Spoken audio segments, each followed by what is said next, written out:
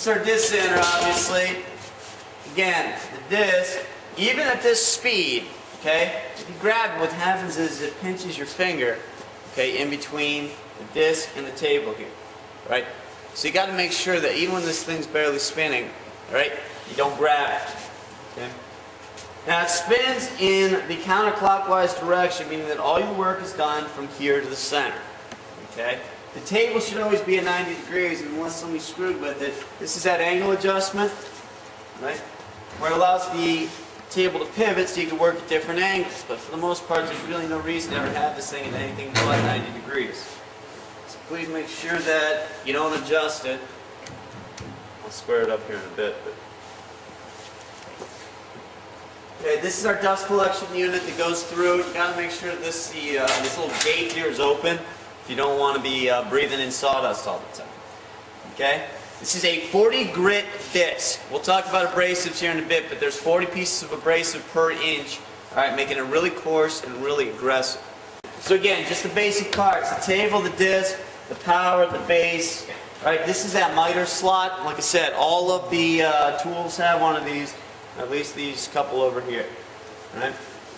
Now, obviously, you want to make sure that when you turn this thing on, you always have your piece of material in your hand. Like I said, you also want to make sure the dust collector's on.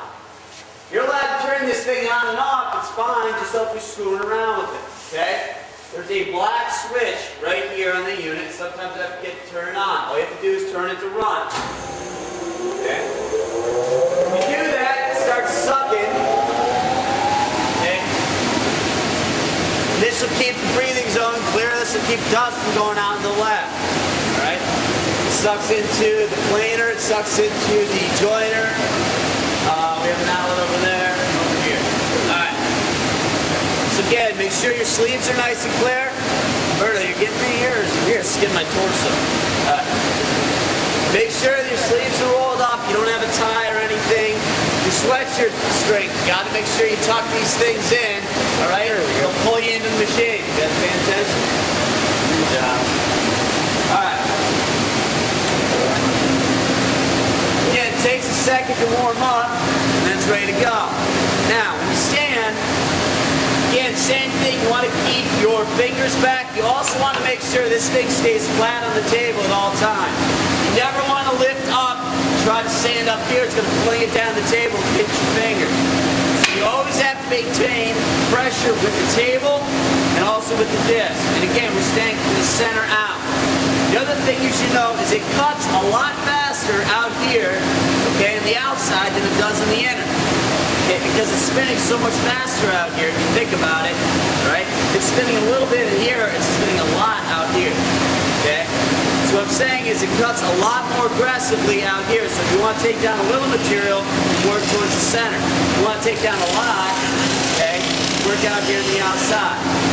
Now, when you work with it, what you want to do is stay in front. You got to maintain pressure with the disc.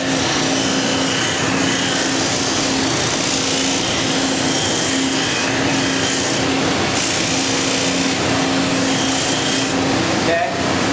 Now, see what happened there?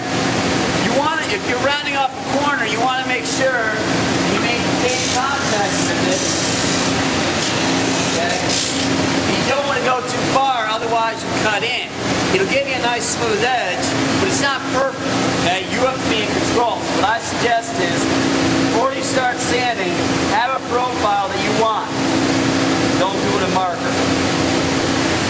Okay, kind of determine the curve that you want to get, and then sand down your line.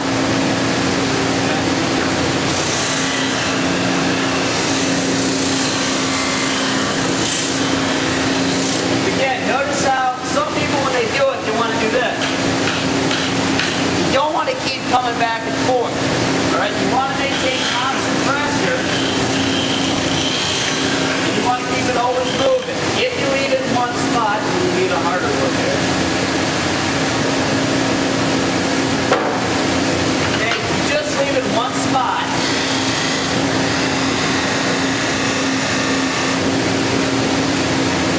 okay?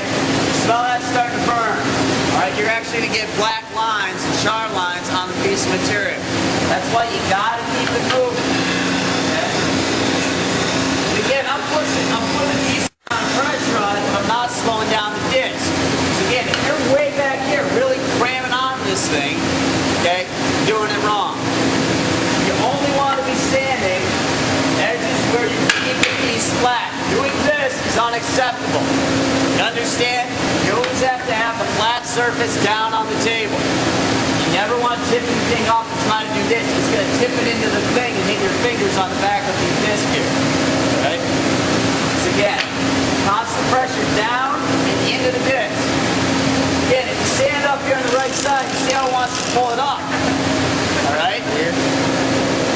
Not only that, but it's throwing all the sawdust up here and I can't maintain control. That's why I would stay on the left side here.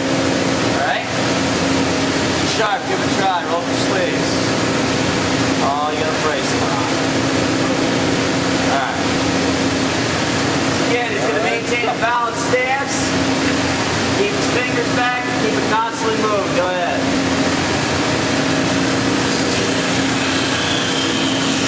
You got to be aware of where your fingertips are at all times so you don't kick them coming around.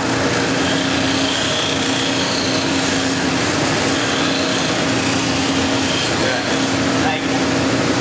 Alright? So again, this is what I advise.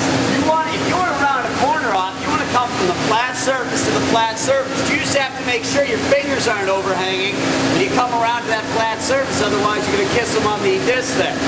Right? So again, same rule as before. Tuck your fingers back, okay, like here. You can still maintain pressure, but then you're not spreading out so much you're going to hit your disc. And then just keep it moving. Again, I'm calling it flat surface, flat surface. It's okay if you hit a little bit over here, as long as you keep most of the pressure on the left side here. Okay? It takes a long time to slow down. Please let it wind down on its own. Don't really try to slow down with a piece of material or anything like that. Okay? And again, you're going to burn your material if you do that anyway. Alright, any questions?